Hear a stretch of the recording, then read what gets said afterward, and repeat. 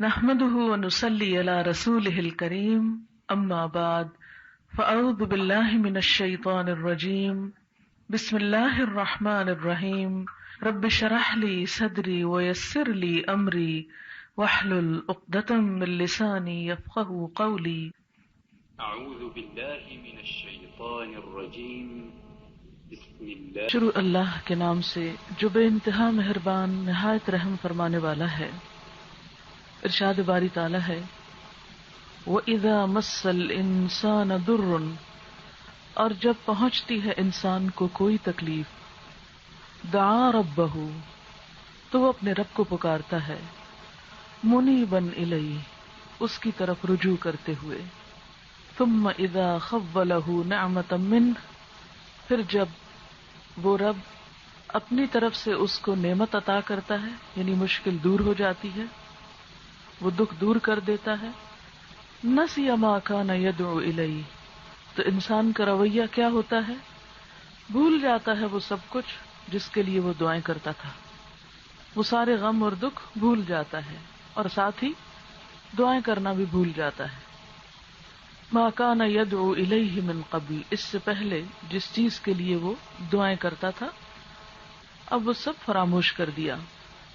وجعل للہ اندادا، اور اس نے اللہ کے لیے کئی شریک بنا لیے، بجائے اس کے کہ اللہ کا شکر ادا کرتا، اللہ تعالیٰ کو اپنا رب مانتا، وہ اپنے آپ کو اللہ کے لیے خالص کرتا، اس نے اللہ کے ساتھ اوروں کو بھی شریک کر لیا۔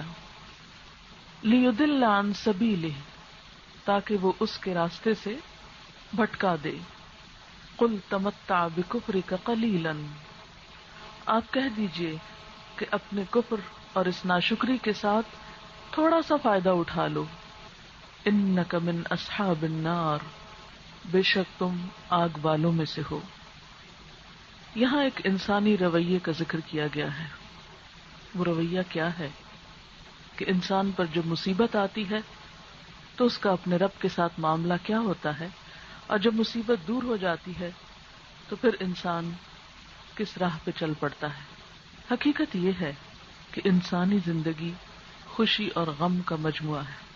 اس دنیا میں بہت سے تضادات ہیں، کسی بھی چیز کو قرار نہیں، کوئی بھی حالت، کوئی بھی کیفیت ہمیشہ ایک سی نہیں رہتی۔ جیسے دن اور رات ہر 24 گھنٹے میں تبدیل ہو جاتے ہیں، کبھی دن کی روشنی ہوتی ہے اور کبھی رات کا اندھیرا۔ اسی طرح کبھی موسم بہار ہوتا ہے تو کبھی موسم خزاں ہوتا ہے۔ اسی طرح ہر سورج جو صبح کے وقت طلوع ہوتا ہے ہر شام غروب ہو جاتا ہے، اور جس وقت وہ انتہائی چمکدار ہوتا ہے اسی وقت سے اس کا زوال شروع ہو جاتا ہے۔ ہر چیز اپنی بلندی تک پہنچنے کے بعد قدرتی طور پر زوال پذیر ہونے لگتی ہے۔ اس دنیا میں کسی بھی چیز کو ثبات اور قرار ہے ہی نہیں۔ انسان لاکھ چاہے لیکن چیزیں وہ اپنے کنٹرول میں نہیں رکھ سکتا۔ کبھی انسان کی جوانی کا دور ہوتا ہے اور کبھی انسان پر بڑھاپا آ جاتا ہے۔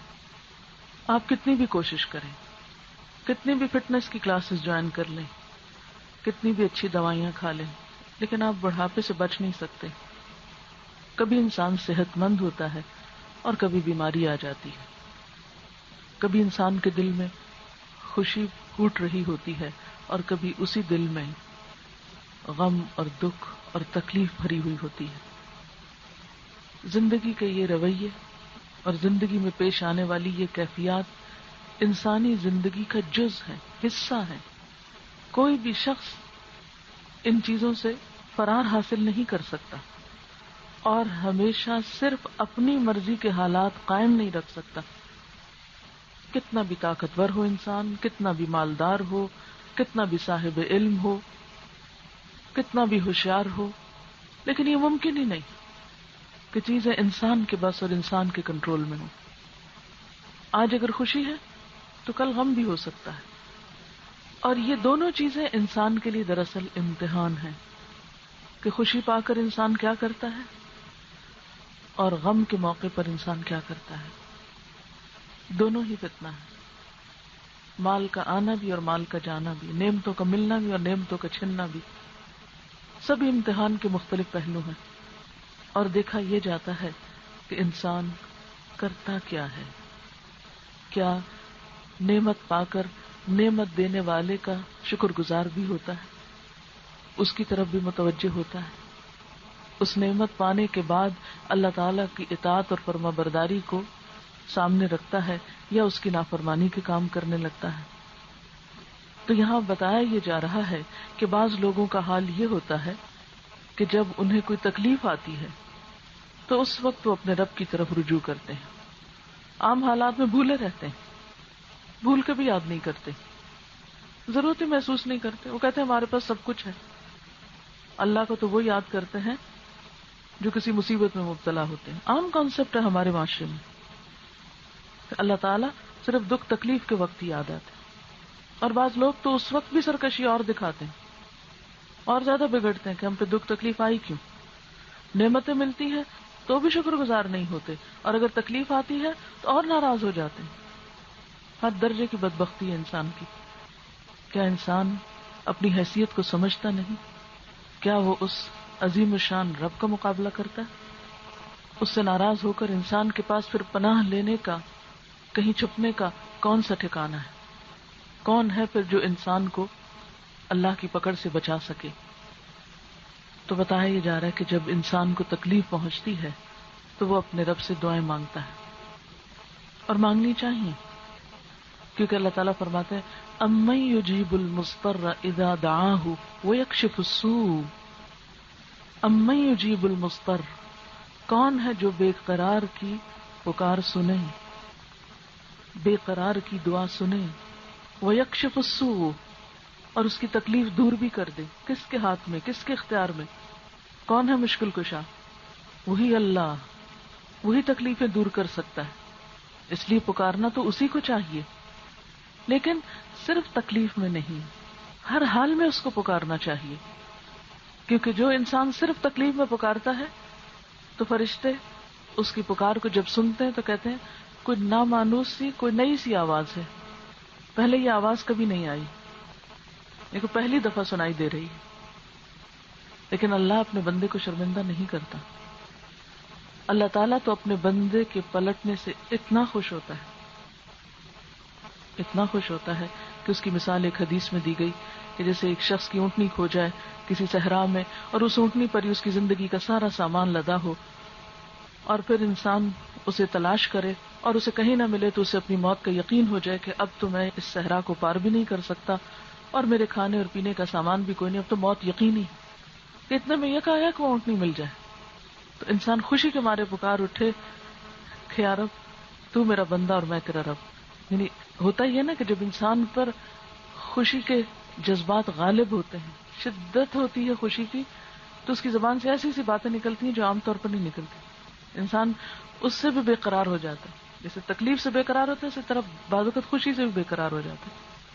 تو جس طرح اس شخص کو اونٹنی کے ملنے سے خوشی ہوتی، اسی طرح کسی بھولے بھٹکے انسان کے رب سے دور انسان کے رب کی طرف پلٹتے وقت رب کو خوشی ہوتی۔ کہتے ہیں نا صبح کا بھولا اگر شام کو گھر آ جائے تو اسے بھولا نہیں کہتے۔ ایک شخص اگر ساری زندگی اپنے رب سے دور رہا اور موت کے قریب پہنچ کر وہ پلٹ آیا تو اللہ تعالیٰ اس کو بھی شرمندہ نہیں کرتے، اس کو بھی اپنی بارگاہ میں قبول کر لیتے ہیں، جیسے کہ حدیث پاک میں آتا ہے کہ ان اللہ یقبل توبۃ العبد ما لم یغرغر، بے شک اللہ تعالیٰ بندے کی توبہ قبول کرتا ہے جب تک کہ غرغر نہیں ہو جاتی، یعنی جان کنی کا وقت نہیں آ جاتا۔ ایک اور روایت میں آتا ہے جب تک سورج مغرب سے طلوع نہیں ہو جاتا۔ تو اللہ تعالیٰ تو رات کو بھی پکارتا ہے اے دن کے گناہگار پلٹ آؤ، دن کو پکارتا ہے اے رات کے گناہگار پلٹ آؤ، کسی بھی وقت پلٹ آؤ، اللہ کی رحمت سے مایوس نہ ہو۔ لا تقنطوا من رحمت اللہ ان اللہ یغفر الذنوب جميعا، اللہ کی رحمت سے مایوس نہ ہو، اللہ تعالیٰ تو سارے گناہ معاف کر دیتا ہے۔ ایک حدیث میں آتا ہے کہ اگر بندے کے گناہ ساری زمین کو بھر دے اور آسمان کے کناروں تک پہنچ جائے، پھر وہ اللہ تعالیٰ سے سچے دل سے توبہ کرے تو اللہ تعالیٰ اس کو بھی معاف کر دیتا ہے، اور اللہ تعالیٰ کو اس کی کوئی پرواہ نہیں۔ رحمتی وسعت کل شیء، میری رحمت ہر چیز پہ چھائی ہوئی ہے. ضرورت اس بات کی ہے کہ بندہ اپنے رب کی طرف پلٹے اور پھر پلٹنے کے بعد کسی اور در کی طرف نہ دیکھے, پھر اسی کا ہو جائے. تو یہاں پر فرمایا کہ کچھ لوگ تو ایسے ہوتے ہیں جو تکلیف کے وقت اپنے رب کو پکارتے ہیں اور بڑے ہی خلوص سے پکارتے ہیں, منہ نہیں بنے لگی, لپٹ لپٹ کے اور بار بار پلٹ کے کہ یا اللہ تو ہماری تکلیف دور کر دے. اٹھتے بیٹھتے سوتے جاگتے وہ اپنی تکلیف کی دوری کی دعائیں مانگتے ہیں. اللہ تعالیٰ ان کی دعائیں سن لیتا ہے اور جو کچھ وہ چاہتے ہیں وہ انہیں عطا کر دیتا ہے. اور جب عطا کرتا ہے تو انسان کیا کرتا ہے پھر؟ بجائے اس کے کہ شکر گزار ہو, وہ اللہ کے ساتھ اوروں کو شریک کرتا ہے.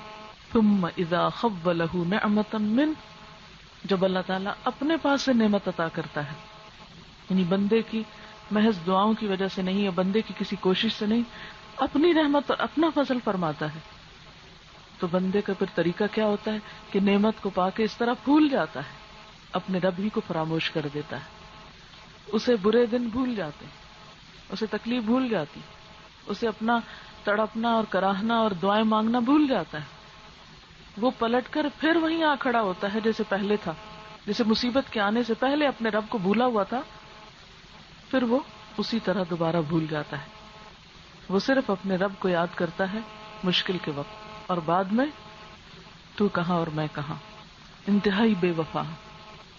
آپ ذرا اپنے بارے میں سوچئے کہ اگر کوئی شخص, خواہ آپ کی اولاد ہی میں سے کیوں نہ ہو, آپ کا کوئی پیارا بچہ ہی کیوں نہ ہو, اگر وہ آپ کو صرف اپنا دکھ سنانے کے لیے یاد کرے اور اپنی مصیبت میں ہی آپ کے پاس آئے اور مدد مانگے, اور اس سے پہلے اور بعد میں کبھی حال بھی نہ پوچھے آپ کا, تو آپ پر کیا گزرے گی؟ اور بعض اوقات ایسا ہوتا ہے, کئی لوگوں کا تجربہ آپ نے کیا ہوگا کہ وہ ویسے نہیں آپ کو پوچھتے, ہو سکتا ہے آپ کے رشتہ داروں میں ہو, جاننے والوں میں ہو, بالکل شکل نہیں دکھائیں گے, کبھی ملنا بھی گوارا نہیں کریں گے. ہاں جب مصیبت آئے گی تو روتے ہوئے ضرور پہنچ جائیں گے, پھر رو دو کے کام کروا کے پھر اسی طرح غائب ہوں گے. جیسے بعض نشے کے مریض ہوتے ہیں نا, جب ان کو نشہ ستاتا ہے رو لپٹ کے پیسے نکلوا لیتے ہیں اور پھر نشے کی حالت میں خود فراموشی کے ساتھ بھول جاتے ہیں سب کچھ, پھر جب دوبارہ ضرورت پڑتی تو جب ہی آتے. اب یہاں اس انسان کا حال بھی یہی ہے, مصیبت پڑی, رب کو یاد کیا, رب نے مصیبت دور کر دی, اس کے دن پھیر دیے, سب کچھ بھول گیا, انتہائی بے وفا اور غدار نکلا. اور صرف بے وفائی نہیں نکلا بلکہ اس کے ساتھ ساتھ کیا کرنے لگا, وَجَعَلَ لِلَّهِ أَنْدَادًا, اللہ کے ساتھ اوروں کو شریک کرنے لگا. وہ کیسے ہوتا؟ یہ ہے کہ تکلیف میں تو ہم صرف اللہ کو پکارتے ہیں. مشرکین مکہ کا حال بھی یہی تھا کہ ویسے بہت سے انہوں نے بت بنا رکھے تھے, جب بڑی مصیبت آتی سارے بت بھول جاتے اور صرف ایک رب کو پکارنے لگتے. قرآن پاک میں اس کا بار بار ذکر آتا ہے. اور پھر جب مصیبت دور ہوتی واپس آتے, پھر اپنے بتوں کی سیوا کرنے لگتے, پھر ان کو پوجنے لگتے. اچھا, انسانوں کا حال کیا ہوتا ہے؟ جب مصیبت آتی انسان بھول جاتے ہیں, اللہ یاد آنے لگتا ہے. ٹھیک ہے, اللہ تعالیٰ کو پکارا, مصیبت دور ہوئی تو بھول گئے کہ ہم نے اللہ کو پکارا تھا اور مشکل اللہ نے آسان کی. کریڈٹ دوسروں کو دینے لگتے ہیں, فلاں کی برکت سے, فلاں کی دعا سے, اور فلاں کے کرم سے, اور فلاں کے طفیل اور فلاں کے واسطے سے, اور فلاں کے ذریعے سے یہ سب ٹھیک ہوا, فلاں کی وجہ سے. بھول جاتا ہے کہ اللہ ہی نے کیا, اوروں کو کریڈٹ دیتا ہے انسان. یا پھر عام طور پر ہم کیا کرتے ہیں, بیمار ہوں کہتے ہیں اللہ تو صحت ہے, اللہ تعالیٰ سبب بناتا ہے, ایسے ڈاکٹر کے پاس ہمیں پہنچاتا ہے جہاں سے ہمارا علاج ہو, ہم صحت یاب ہوں. جب صحت یاب ہوتے ہیں تو کیا کہتے ہیں, فلاں ڈاکٹر کی دوا سے مجھے آرام آیا. بھول جاتا ہے اللہ. یہ نہیں کہتے کہ اللہ کے فضل سے فلاں سبب بنا یا فلاں ذریعہ بنا, پھر سب کچھ فراموش. یا پھر کیسے بولتے ہیں کہ اگر فلاں ڈاکٹر نہ ہوتا تو میں تو مر ہی چکا ہوتا, اور ٹوٹلی ڈپینڈ کرتے ہیں ڈاکٹر پہ, تو گویا ڈاکٹر ہی خدا ہے اور اسی کے ہاتھ میں شفا ہے. ٹھیک ہے, بندے سبب بنتے ہیں, اللہ تعالیٰ نے اپنی رحمت اور اپنے مدد کے جو طریقے ہیں وہ اسباب میں رکھ دیے. مثلاً اگر آپ کو بھوک لگی ہے تو آپ کھانا کھاتے ہیں, تو کھانا پیدا کس نے کیا ہے, بھیجا کس نے ہے, وہ اللہ تعالیٰ نے. اللہ تعالیٰ براہ راست آ کے آپ کے منہ میں کچھ نہیں ڈالیں گے. اس نے اسباب کے ذریعے آپ کو رزق پہنچایا. زمین اگاتی ہے, زمین ایک ذریعہ ہے, اور مختلف طریقے سے آپ تک چیز پہنچتی ہے.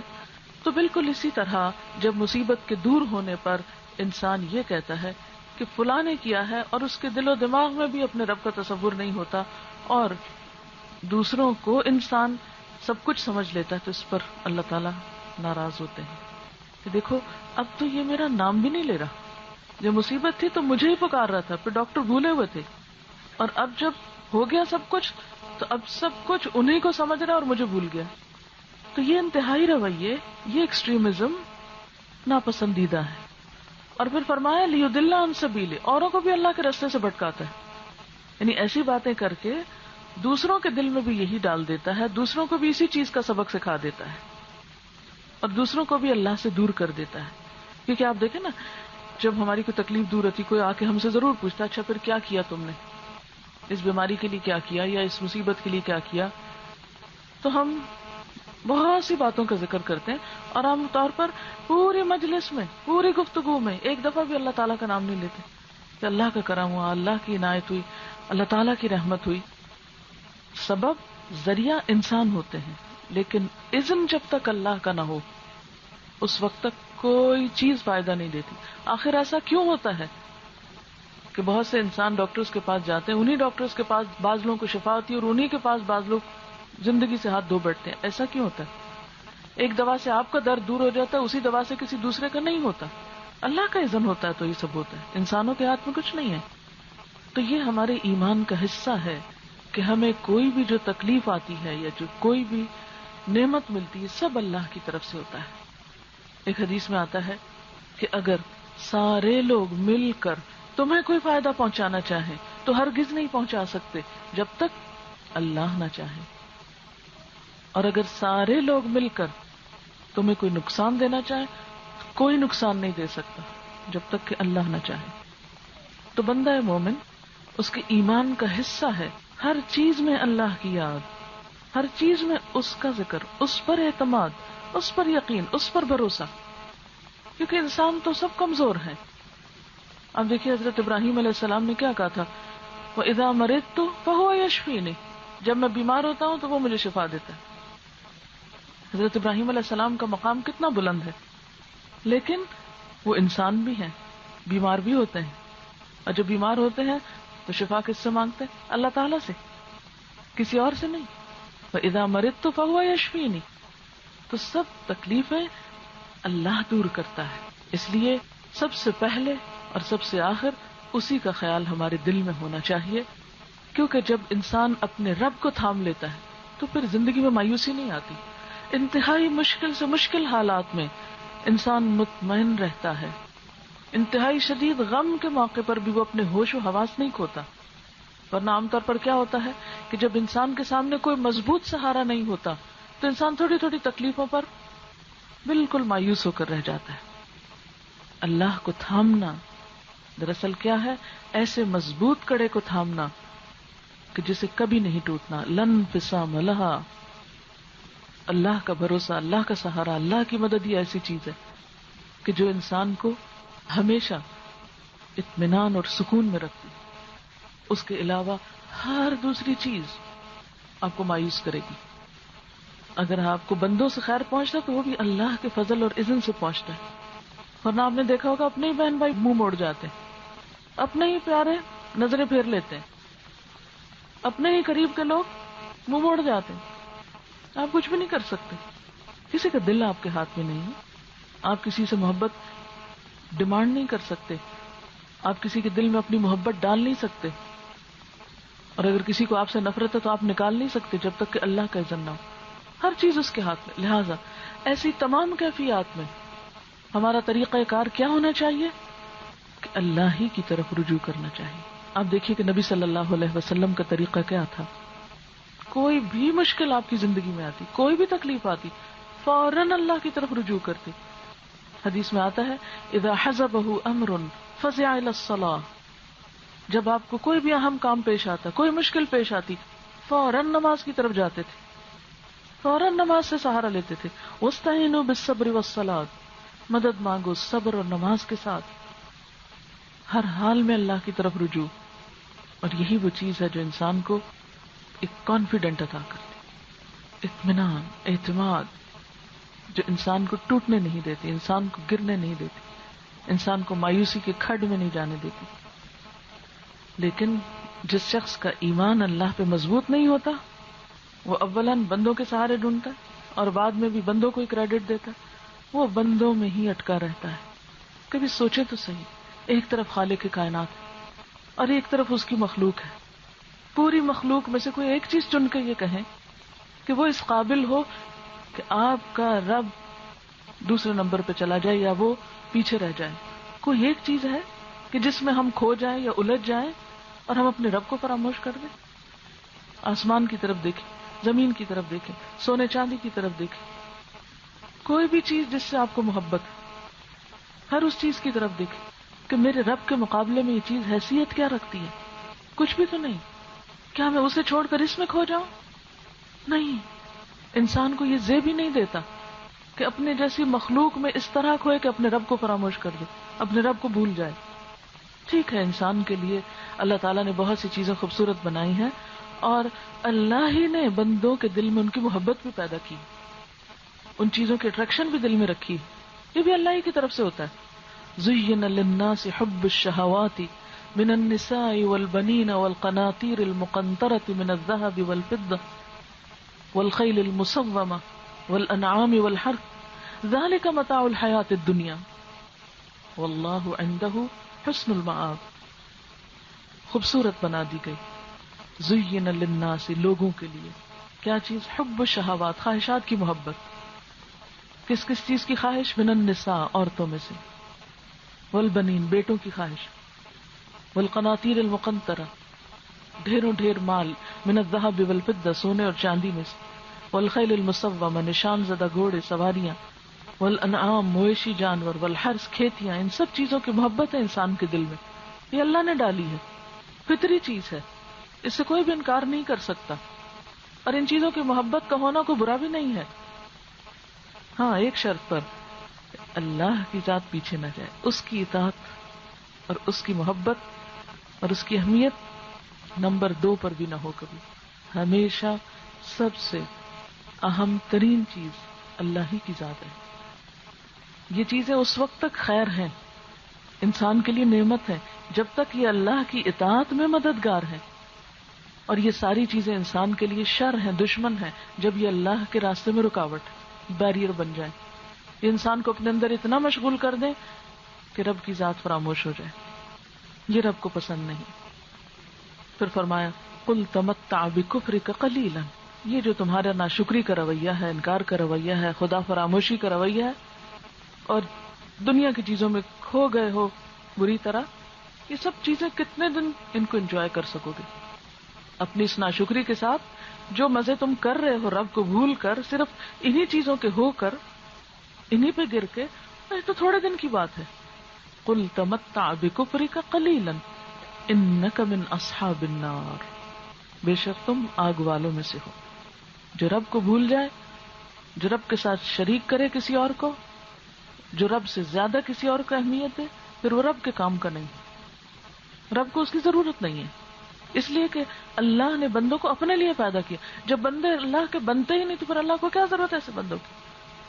وہ تو کچرے کا ڈھیر ہے، جہاں چاہے اٹھا پھینکے ان کو. اس کو نہیں چاہیے ایسے لوگ. اس کو چاہیے وہ لوگ جو واقعی اپنے آپ کو اس کے لیے خالص کریں، اسی کے لیے اس کی عبادات ہو، نماز ہو، روزہ ہو، ہر چیز اسی کے لیے ہو. وہ اسی کی یاد میں جیتے ہوں، اسی کے لیے مرتے ہوں، ان کی ہر چیز اسی کے لیے ہو. یہی مطلوب ہے اللہ تعالیٰ کو ہم سے. والذین آمنوا اشد حبا للہ. وہ لوگ جو ایمان لائے اللہ کی محبت میں سب سے زیادہ شدید ہوتے ہیں. ہر چیز سے بڑھ کر ان کے دل میں اللہ کی محبت ہوتی. یہ دنیا اللہ نے انسان کے لیے بنائی، اس سے فائدہ اٹھانے کا حکم اللہ ہی نے دیا. اس میں سے ایک ایک چیز اگر صحیح طور پر آپ استعمال کرتے ہیں تو وہ بھی عبادت ہے. مثلا آپ دیکھیے، جن جن چیزوں کے اٹریکشن اللہ نے دل میں رکھی ان سب کے اندر خیر ہے، وہ شر نہیں ہے ہمارے لیے. مثلا عورت کی محبت. اب آپ دیکھیے ایک مرد اگر نکاح کرتا ہے تو اس نکاح کے لیے کیا فرمایا گیا کہ نکاح آدھا ایمان ہے. بنین بیٹے اگر نیکی کی راہ میں لگے تو صدقہ جاریہ ہوں گے, مرنے کے بعد دعائیں کریں گے آپ کے لیے. سونے چاندی کے ڈھیر اگر اللہ کے راستے میں خرچ ہو تو انسان کے لیے اس سے بڑھ کر سعادت کچھ نہیں.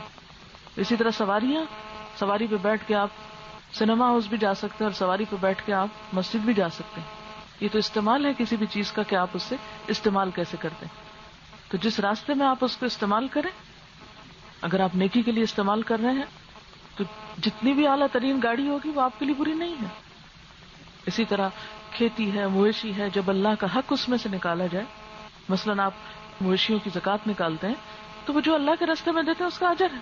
اگر آپ کو مال ہی نہیں تو دینے کا اجر کہاں سے ملے گا آپ کو؟ یعنی ہے ہی نہیں کچھ تو کہاں سے دیں گے؟ ہے تو دیں گے نا, کمائیں گے, ہاتھ میں ہوگا تو اللہ کے راستے میں دیں گے تو اس دینے پر اجر ہی اجر ہے, ثواب ہی ثواب ہے.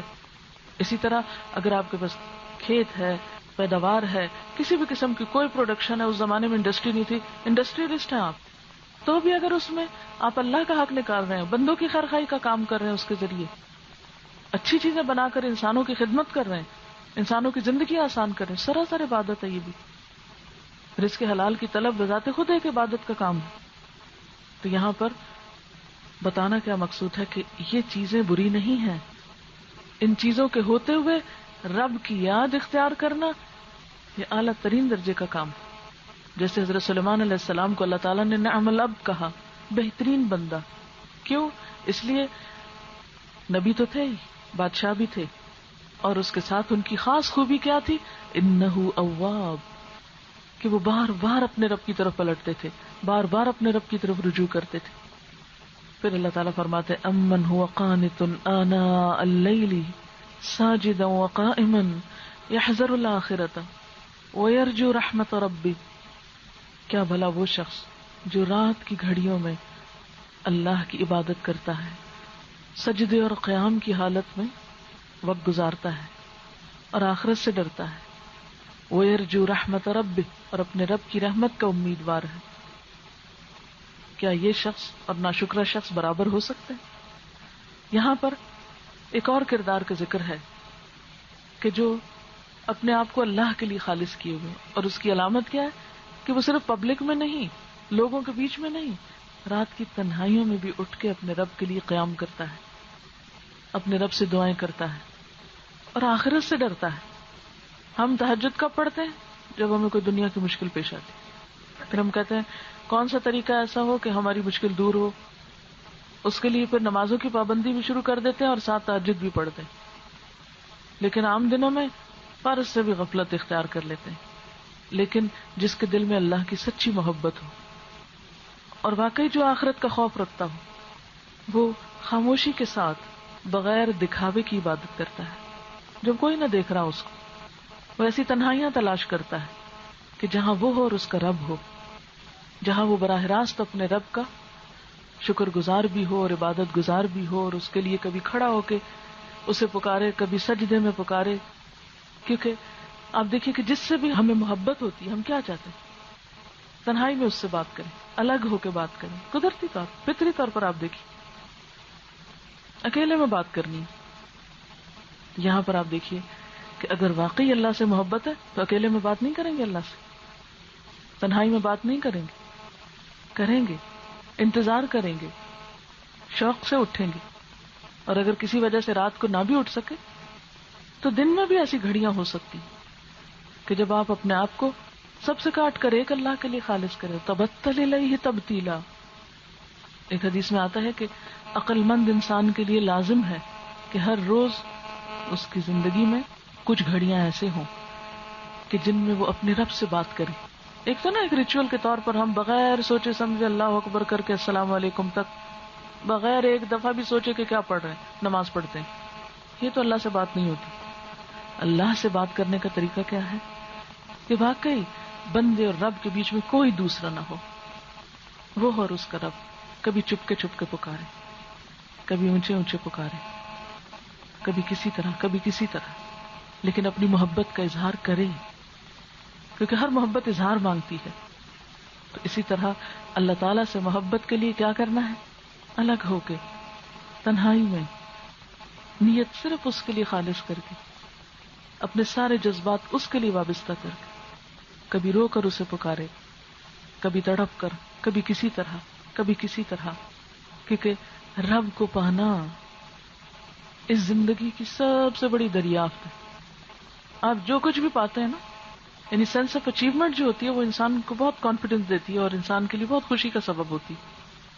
تو آپ اپنی زندگی کی چھوٹی چھوٹی آرزویں اور تمنائیں جب پاتے ہیں تو آپ کو ایک خوشی ہوتی ہے کہ میں نے یہ پا لیا۔ آپ نے ایک ڈگری کر لیا، بہت خوشی ہوئی، کوئی اچھی جاب مل گیا، آپ بےحد خوش ہیں۔ یعنی ملنا، کچھ اچیو کرنا انسان کو ہمیشہ خوشی دیتا ہے، اور خاص طور پر وہ چیز جو انسان چاہتا ہو وہ مل جائے تو بات ہی کیا۔ لیکن مخلوق کو پانا اور خالق کو پانا بالکل ٹوٹلی ڈفرنٹ ایکسپیرینس۔ مخلوق کو پانے کے بعد خوشی آہستہ آہستہ ختم ہو جاتی، اس چیز کی اٹریکشن کم ہو جاتی۔ جب تک وہ نہیں ملی ہوتی ایک اٹریکشن ہوتی، جب مل جاتی اٹریکشن ختم ہو جاتی۔ ہر پسندیدہ چیز کے ساتھ یہی ہوتا ہے۔ مثلا ہو سکتا ہے کہ آپ کے لیے امریکہ میں آنے میں بڑی اٹریکشن ہے، میں کسی طرح وہاں پہنچ، یہاں پہنچ کے اٹریکشن ختم، اب دل نہیں لگتا۔ کوئی چیز کھانے کا بڑا شوق ہو، تھوڑی سی زیادہ کھا لیں دل بھر جاتا۔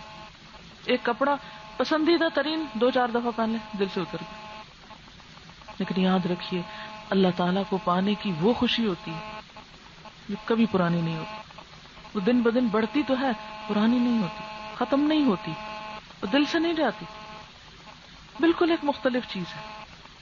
تو سچائی کو، حقیقت کو، اپنے خالق کو، اپنے معبود کو، اپنے الہ کو، اپنے رب کو پانا، اس سے تعلق کا قائم ہو جانا، ہر خوشی اور غم کی حالت میں اسی کو پکارنا، اسی کی طرف رجوع کرنا، اواب ہونا، یہ دنیا کی حسین ترین چیز ہے، اعلیٰ ترین خوشی کا مقام۔ اسی لیے آپ دیکھیں کہ ایسے ہی لوگ جو دنیا میں اپنے رب کو پا لیتے ہیں، جب جنت میں پہنچیں گے اور ظاہری اٹریکشن کی جتنی بھی چیزیں وہ طلب کریں گے سب مل جائیں گے ان کو۔ اللہ تعالیٰ ان سے پوچھے گا اور کیا چاہیے، وہ بتائیں گے یہ چاہیے وہ چاہیے وہ چاہیے، جو کچھ چاہیے سب مل گیا۔ پھر اللہ تعالیٰ پوچھیں کچھ اور کا، نہیں اب تو کچھ بھی نہیں چاہیے، سب کچھ مل گیا، سب کچھ مل گیا۔ اللہ تعالیٰ آپ نے تو ہماری نگاہیں ٹھنڈی کر دی، ہمارے دل خوش کر دیے، سب کچھ دے دیا۔ اس وقت اللہ تعالیٰ اپنا آپ دکھائیں گے، اور پھر انسان کا حال یہ ہوگا کہ اس کے بعد اسے ہر چیز بھول جائے گی جو بھی اس کے پاس تھا۔ اور یہ حقیقت ہے، دنیا میں بھی یہ ایکسپیرینس انسان کرتا ہے۔ جب وہ اپنے رب کو پاتا ہے نا، پھر چھوٹی چھوٹی چیزیں بھول جاتی، کسی چیز کی کوئی بڑی اہمیت نہیں رہتی، دنیا کے ساز و سامان اور دنیا کی چیزیں غیر اہم ہونے لگتی ہیں۔ لیکن ہے غیر اہم، رب کے مقابلے میں کیا قیمت ہے اس دنیا کی؟ کبھی سوچیں تو ہم کس چیز کی قیمت ہے؟ قیمتی سے قیمتی چیز کو سامنے رکھ کے سوچیں اس کی کیا ویلیو ہے اور رب کو پانے کی کیا ویلیو ہے۔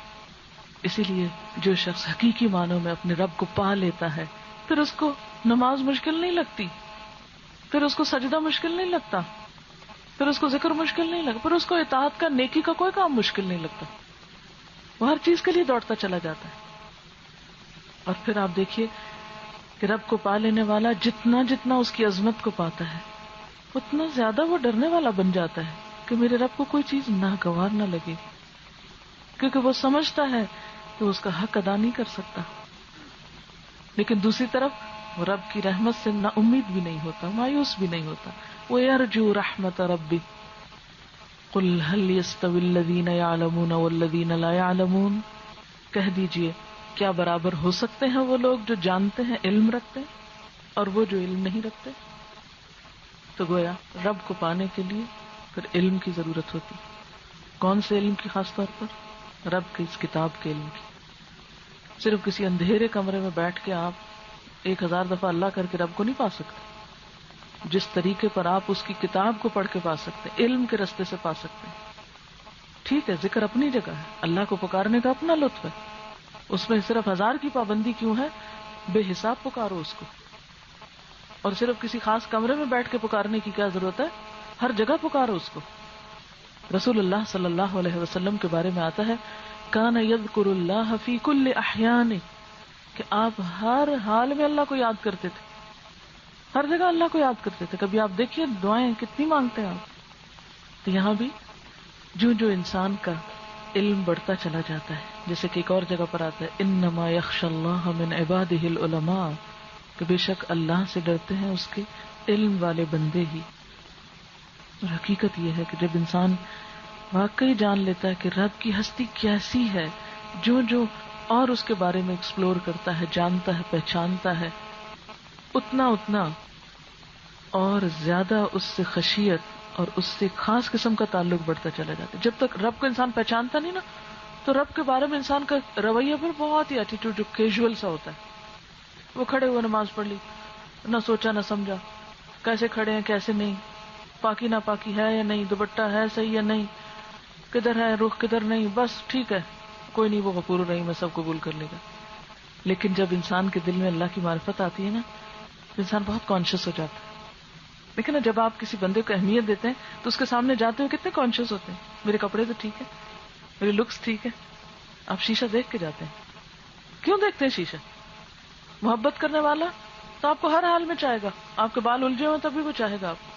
لیکن انسان خود اپنے اندر سے کانشیس ہوتا ہے کہ نہیں، میری کوئی حرکت اس کو خفا نہ کرے، ناراض نہ کرے، میں اس کی نگاہوں سے کسی وقت اتروں نہیں، میں ہمیشہ اس کی نگاہوں میں رہوں.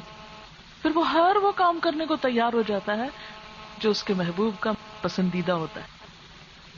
تو جو انسان کی معرفت بڑھتی ہے، علم بڑھتا ہے، انسان کا اللہ سے قرب بھی بڑھتا چلا جاتا ہے. اسی لیے اللہ تعالیٰ فرماتے ہیں قُلْ هَلْ يَسْتَوِي الَّذِينَ يَعْلَمُونَ وَالَّذِينَ لَا يَعْلَمُونَ إِنَّمَا يَتَذَكَّرُ أُولُو الْأَلْبَابِ.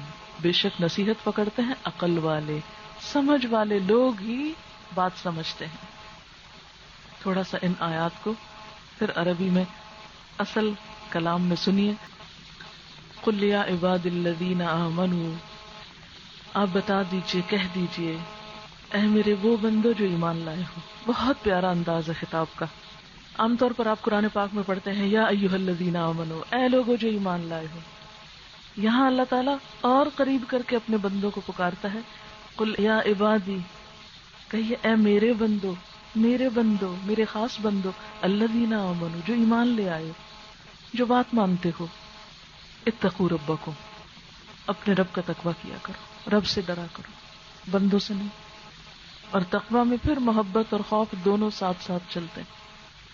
اتقوا ربکم، اور یاد رکھو للذین احسنوا فی ہذہ الدنیا حسنہ، جو لوگ احسان کی روش اختیار کرتے ہیں، نیکوکار ہوتے ہیں، اچھے کام کرتے ہیں، ان کے لیے اس دنیا میں بھی بھلائی ہوتی ہے، دنیا میں بھی نیکی کا اجر ملے گا.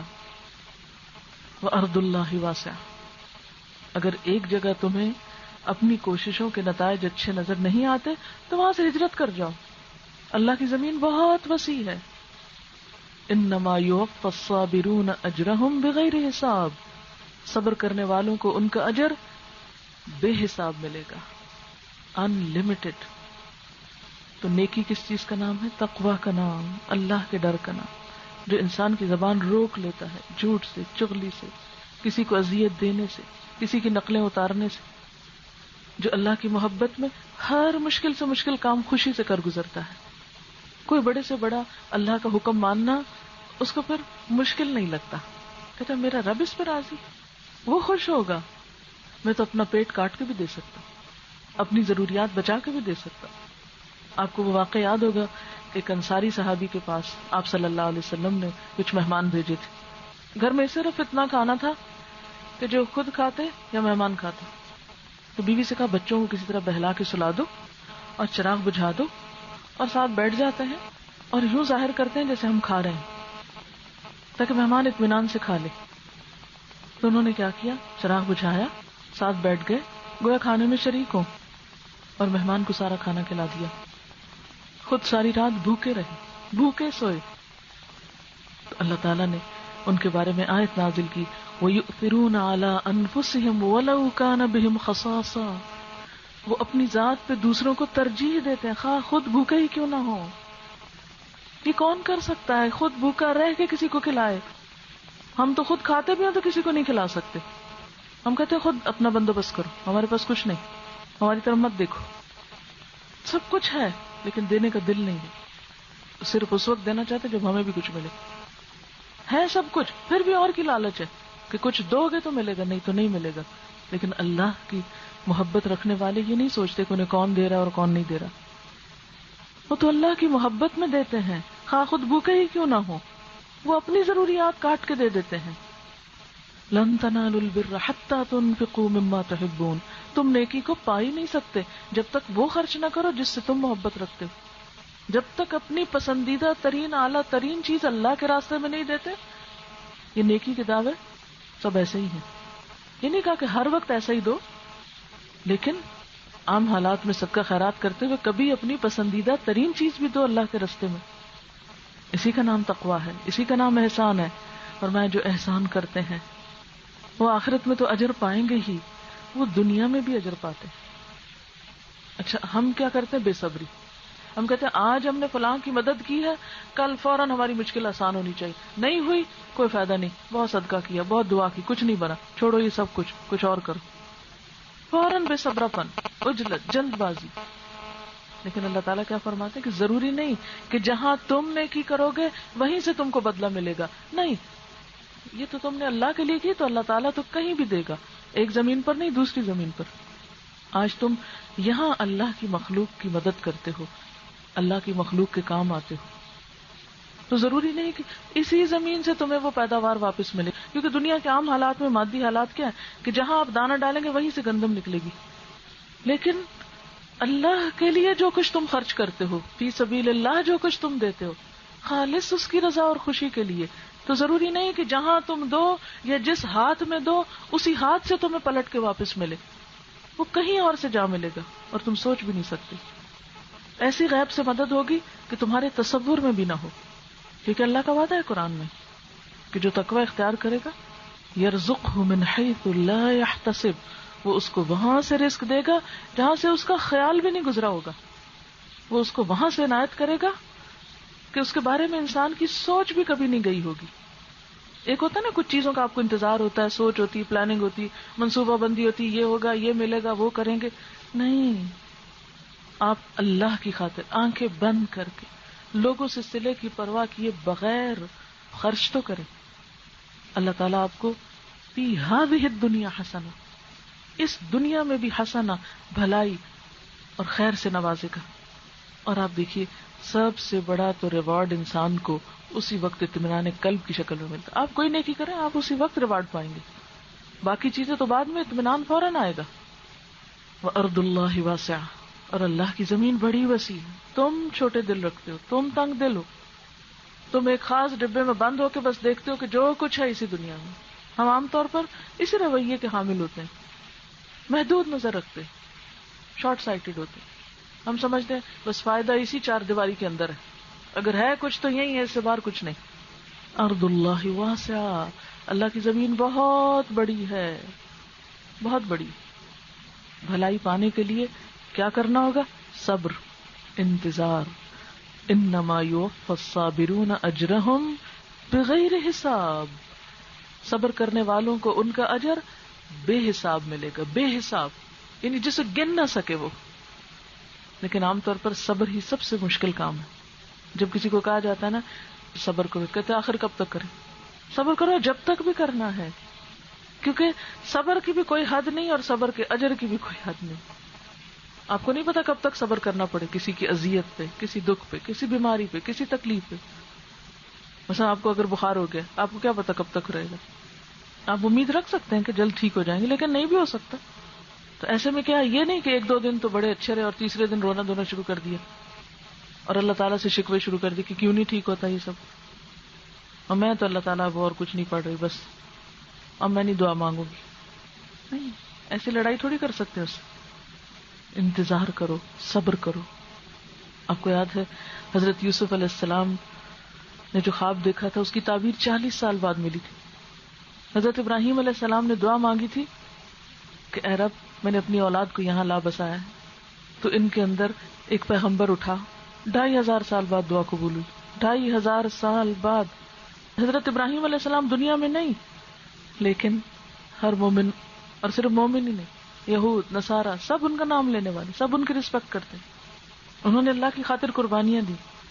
زندگی میں شاید انہوں نے کچھ نہ دیکھا ہو زیادہ، لیکن اس دنیا میں ہی آپ دیکھیے کہ ہر بندہ ان پہ درود پڑھ رہا ہے، ان کے لیے دعا کر رہا ہے. نبی صلی اللہ علیہ وسلم کے ساتھ کسی اور پیغمبر کا نام نہیں، ان کا نام آیا. بے حساب اجر، ان لمیٹڈ. اب آپ دیکھیے تقریباً 4000 سال ہو گئے حضرت ابراہیم علیہ السلام کو گزرے ہوئے، آج بھی ہر روز مومن ان کا نام لیتے ہیں. یہ کس چیز کا صلہ ہے؟ اللہ تعالیٰ کسی محسن کا اجر ضائع نہیں کرتے. ان اللہ لا یضیع اجر المحسنین، بے شک اللہ تعالیٰ محسنین کا اجر ضائع نہیں کرتا، ہرگز ضائع نہیں کرتا. اصل میں ٹیسٹ ہوتا ہے کہ انسان کرتا کیا ہے. کیا ناپسندیدہ حالات سامنے آنے پر بھی انسان نیکی پہ جمع رہتا ہے، کوئی اصول والا انسان ہے، یا ہر بدلتی ہوا کے رخ کے ساتھ وہ بدل جاتا ہے، وہ صرف خوشی میں یا صرف غم میں پکارنے والا ہوتا ہے؟ نہیں، بندہ مومن ہر حال میں اپنے رب کی طرح یوفی الصابرون اجرہم بغیر حساب، صبر کرنے والوں کو ان کا اجر بے حساب ملے گا، دنیا میں بھی اور آخرت میں بھی. کوئی عبادت، کوئی نیکی ایسی نہیں جس کے بارے میں یہ کہا گیا ہو کہ اس کا اجر بے حساب ملے گا. صبر کا اجر بے حساب. اور حقیقت یہ ہے کہ صبر کی ہمیں ہر لمحے ضرورت ہوتی. مثلا کسی نے آپ پر کوئی ناروا بات کہہ دی، آپ کے پاس پوری قوت ہے، طاقت ہے، دلیل ہے، آپ فوراً جواب میں پلٹ کے 10 سنا سکتے ہیں، لیکن آپ اپنے آپ کو روک لیتے. آپ نے کیا کیا؟ صبر کیا. آپ کہتے ہیں نہیں، اس طرح دوسرے لوگوں میں پاگل سمجھتے ہیں. یہ شیطان کی اکساہٹ ہوتی. اچھا اخلاق ہر حال میں اچھا ہوتا ہے. بدتمیزی کا جواب بدتمیزی سے دینا بد اخلاق ہونا ہے. اسی طرح نیکی کا ایک موقع ہے، اب آپ کا دل ڈاواں ڈول ہو رہا ہے، مثلا فی سبیل اللہ کچھ خرچ کرنے کا موقع ہے. آپ سوچتے ہیں اچھا دوں کہ نہ دوں، کبھی کوئی ضرورت یاد آتی. اور شیطان تو انسان کو بار بار برگلاتا ہے. الشیطان یعدکم الفقر، وہ فقر کے وعدے کرتا ہے، دیکھو خود محتاج ہو جاؤ. ایسے موقع پر آپ اپنے آپ کو نیکی پہ جما کے رکھتے ہیں. صبر. حرام کے دروازے کھلے ہیں، آسان ہے، آپ اپنے آپ کو روک کے رکھتے ہیں. صبر. صبر نیکی کرنے کے لیے بھی، صبر برائی سے بچنے کے لیے بھی، صبر انسانی معاملات کو درست کرنے کے لیے بھی، اچھے تعلقات کے لیے بھی. تو ضروری یہ ہے کہ وہ چیز جس پر بے حساب اجر کا وعدہ ہے وہ ہماری زندگیوں کا حصہ بن جائے. رسول اللہ صلی اللہ علیہ وسلم نے صبر کی تعریف یوں فرمائی: الصبر عند الصدمۃ الاولی، صبر نام ہے پہلے صدمے کے وقت اپنے آپ کو روکنے کا، نیگیٹو ری ایکشن سے روکنے کا. یعنی جب پہلی دفعہ مصیبت آتی ہے، چوٹ پڑتی ہے، تو انسان پی جائے، ضبط کر جائے، جزا فضا نہ کرے، اللہ سے شکوے نہ کرے، کوئی غلط طریقہ نہ اختیار کرے. کیونکہ عام طور پر انسان کے لیے اس وقت ایک جسٹیفیکیشن ہوتی ہے کہ میرے ساتھ یہ ہوا ہے، اب مجھے بھی ایسا اور ایسا کرنا ہے. ہاں آپ کے پاس اختیار ہے، اس کے باوجود آپ نہیں کر رہے، تو یہ کیا ہے؟ صبر ہے. اور یہ بہت ہمت کے کاموں میں سے ہے. قرآن پاک میں اللہ تعالیٰ فرماتے ہیں وَإِن تَصْبِرُوا وَتَتَّقُوا فَإِنَّ ذَلِكَ مِنْ عَزْمِ الْأُمُورِ، اگر تم صبر کرو گے اور تقوی اختیار کرو گے تو یہ بڑے حوصلے کا کام، یہ معمولی لوگوں کا کام نہیں ہے، یہ بڑے دل والوں کا ہے. لیکن یاد رکھیے کہ صبر بہت سے معاملات کی درستگی کا ذریعہ بنتا ہے. حدیث پاک میں آتا ہے وَالصَّبْرُ ضِيَاءٌ، صبر روشنی ہے، انسان کو راہ دکھاتی ہے. کیونکہ انسان جب اپنے آپ کو نیگیٹو ری ایکشن سے بچا لیتا ہے تو اللہ تعالیٰ اس کے دل میں قرار پیدا کرتا ہے، پھر اس کے بعد جو وہ جواب دیتا ہے وہ زیادہ بہتر، افیکٹو اور سوچا سمجھا ہوتا ہے. مثلاً کسی نے آپ پر زیادتی کی، ایک حل یہ کہ آپ فوراً جواب دیں، اور ایک یہ کہ ذرا روک لیں اپنے آپ کو، اور پھر موقع آنے پر اس کو ریئلائز کریں کہ اس نے کیا غلطی کی. یعنی صبر کا مطلب یہ نہیں کہ انسان دوسرے کے آگے ترنے والا بن جائے اور جو مرضی کو کرتا جائے آپ کے ساتھ. صبر کا معنی یہ ہے کہ جو کچھ وہ کر رہا ہے آپ کو وہ نہیں کرنا، آپ کو اس سے زیادہ بہتر طریقے سے جواب دینا ہے. اور اس کے لیے اپنے آپ کو جذبات کی حالت میں روکنا ضروری ہوتا ہے. رسول اللہ صلی اللہ علیہ وسلم نے فرمایا جو صبر کا دامن پکڑتا ہے اللہ اسے صبر کی توفیق دے دیتا ہے. لوگ کہتے ہیں نہیں یہ بڑا مشکل کام ہے، واقعی مشکل ہے، بڑا کڑوا ہے، لیکن جو کرنا چاہتا ہے، جو دعا مانگتا ہے، جو اللہ سے مدد لیتا ہے، اللہ تعالیٰ اس کو صبر عطا کر دیتا ہے. تو یہ بھی پتہ چلا کہ صبر اللہ ہی کی توفیق سے ہوتا ہے. اور فرمایا، متفق علیہ روایت ہے بخاری اور مسلم کی، اور کوئی شخص ایسا عطیہ نہیں دیا گیا جو صبر سے زیادہ بہتر اور وسیع تر ہو. یعنی اس سے بڑی نعمت کسی اور کے پاس نہیں ہے. اور جیسا کہ میں نے عرض کیا کہ صبر اصل میں ہوتا ہے جب مصیبت آئے اس وقت. جیسے کہ ایک عورت کے بارے میں آتا ہے کہ آپ اس کے پاس سے گزرے, وہ قبر پہ بیٹھی رو رہی تھی. آپ نے اس سے فرمایا اللہ سے ڈرو اور صبر اختیار کرو, جو کچھ ہو گیا, پلٹ نہیں سکتا رونے دھونے سے, صبر کرو. اس نے کہا مجھ سے دور ہو جاؤ, تجھے وہ مصیبت نہیں پہنچی جو مجھے پہنچی. اس نے اصل میں آپ کو پہچانا ہی نہیں تھا. بعد میں اسے بتایا گیا کہ یہ تو رسول اللہ صلی اللہ علیہ وسلم تھے. تو وہ بہت شرمندہ ہوئی اور آپ کے دروازے پہ آئی, اور وہاں کسی دربان کو نہیں پایا, کوئی روکنے والا نہیں تھا. آ کر اس نے کہا کہ میں نے آپ کو پہچانا نہیں تھا, سوری, میں نے آپ کو جانا نہیں تھا کہ آپ کون ہیں اور جو مجھے نصیحت کر رہے ہیں. آپ نے فرمایا صبر تو یہی ہے کہ صدمے کے آغاز میں کیا جائے. اب اس وقت شرمندہ ہونے کا اور سوری کرنے کا کیا فائدہ, وہ تو وقت گزر گیا. کہ اگر شروع میں نہیں روکا اور بعد میں انسان کو 1 سال بعد خیال آتا ہے مجھے ایسا نہیں کرنا چاہیے, تو ٹھیک ہے, کفارہ ہو گیا, توبہ سے کفارہ ہو جاتا ہے. لیکن جو صبر کا اجر تھا وہ تو کیا. اور اگر دیکھا جائے تو آپ مصیبت سے لڑ نہیں سکتے, آئی مصیبت کو ٹال نہیں سکتے, رونا دھونا کر کے آپ اسے ختم نہیں کر سکتے. جو آ گیا وہ آ گیا, وہ قبول ہی کرنا ہے اس کو, اور اسی میں خیر و بھلائی ہے, اسی میں اللہ کی رضا ہے. اسی طرح رسول اللہ صلی اللہ علیہ وسلم نے فرمایا مومن مرد اور مومن عورت پر اس کی جان, اولاد, مال میں آزمائشیں آتی رہتی ہیں, یہاں تک کہ جب وہ اللہ کو ملتا ہے تو اس پر کوئی گناہ نہیں ہوتا. یعنی زندگی میں تکلیفیں آتی رہتی ہیں, اور اگر انسان صبر کرتا ہے تو قیامت کے دن وہ اس حال میں حاضر ہوتا ہے کہ سب صاف ستھرا ہو کے پہنچتا ہے. اور صبر کرنے کے لیے بھی اللہ سے مدد مانگنے کی ضرورت ہے, بندوں کو باہم ایک دوسرے کو سپورٹ کرنے کی ضرورت ہے. اللہ تعالیٰ کا وعدہ ہے کہ ان اللہ مع الصابرین, اللہ صبر کرنے والوں کے ساتھ ہے. جب نبی صلی اللہ علیہ وسلم پر حالات بہت تنگ ہو گئے, ہر طرف سے غموں اور پریشانیوں نے گھیر لیا, تو اللہ تعالیٰ نے آپ کو تسلی دی کہ ما ودعک ربک وما قلی, تیرے رب نے تجھے چھوڑا نہیں اور نہ وہ ناراض ہوا ہے. کیونکہ بعض اوقات انسان کو یہ خیال آنے لگتا ہے شاید میرا رب مجھ سے ناراض ہو گیا, اس لیے مجھ پر پے در پے پریشانیاں آ رہی ہیں, یہ شاید رب مجھے بھول گیا یا مجھے چھوڑ دیا تنہا. نہیں, رب نہیں چھوڑتا. ان اللہ مع الصابرین. ایک اور جگہ پر فرمایا واللہ یحب الصابرین, اللہ صبر کرنے والوں سے محبت رکھتا ہے. ایک اور جگہ پر فرمایا وبشر الصابرین, صبر کرنے والوں کو بشارت دے دو, خوشخبری دے دو. ایک اور جگہ پر فرمایا وَلَنَجْزِيَنَّ الَّذِينَ صَبَرُوا أَجْرَهُمْ بِأَحْسَنِ مَا كَانُوا يَعْمَلُونَ, اور ہم ضرور صبر کرنے والوں کو ان کے اجر ان کے بہترین اعمال کے مطابق دیں گے, یعنی ان کا اجر ضروری طور پر ان کو دیں گے. سورۃ الفرقان میں آتا ہے اولئک یجزون الغرفۃ بما صبروا ویلقون فیہا تحیۃ وسلاما, یہ ہیں وہ لوگ جو اپنے صبر کا پھل عالی شان بلند جنت کی شکل میں پائیں گے, اور وہاں ان پر آداب و تسلیمات ڈالے جائیں گے, یعنی ان پر سراسر سلامتی ہوگی, ان کو ویلکم کیا جائے گا, گریٹ کیا جائے گا. ایک اور جگہ پہ آتا ہے سورۃ الدہر میں وَجَزَاهُمْ بِمَا صَبَرُوا جَنَّةً وَحَرِيرًا, ان کے صبر کے بدلے میں انہیں جنت اور ریشمی لباس اللہ عطا کرے گا. ایک اور جگہ پر آتا ہے إِنَّهُ مَن يَتَّقِ وَيَصْبِرْ فَإِنَّ اللَّهَ لَا يُضِيعُ أَجْرَ الْمُحْسِنِينَ. حقیقت یہ ہے کہ اگر کوئی تقوی اور صبر سے کام لے تو اللہ کے ہاں ایسے نیک لوگوں کا اجر مارا نہیں جاتا. ایسے ہی لوگوں کو قیامت کے دن کامیاب لوگ قرار دیا گیا. انہم ہم الفائزون.